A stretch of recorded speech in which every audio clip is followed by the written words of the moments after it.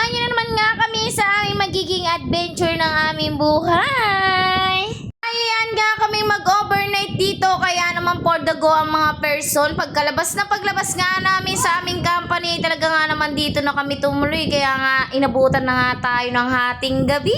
Wala nga kaming ibang nagawa dito kundi mag-assemble nga muna ng aming mga tent dahil nga hating gabi na nga at di na nga rin namin masyadong makita ang daan. Ito dito nga sa aming bahay dahil nga may isang oras mahigit ang aming binahi para naman makapunta kami dito. Sa na nga rin kasi kami umalis sa Maribeles kaya gantong oras na nga rin kami inabot dito.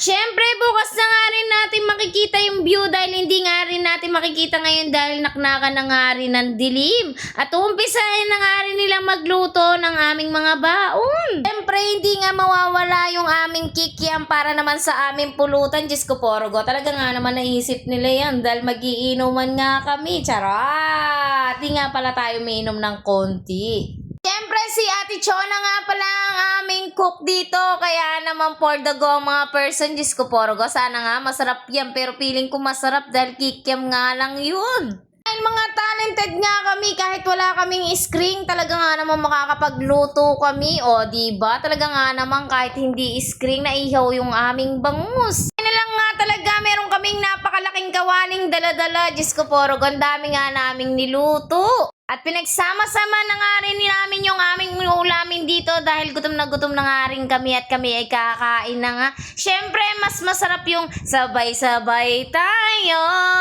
Siyempre, sabay-sabay yung pit na aming baon. Charot! Siyempre, kanya-kanya nga kaming baon dito at kanya-kanya nga rin kaming dala ko. Ano, pwede mong dalhin yun na dahil talaga nga naman kami nakakalimutan pa namin yung aming mga ulam. Diyos ko, Porogon. Sana nga magkasya yung aming dala-dala. Kahit naman kulang-kulang yung aming mga pinagdadala, talaga nga naman makakasurvive kami dito. Kaya naman, bye-bye. Thank you for watching. Bukas ulit.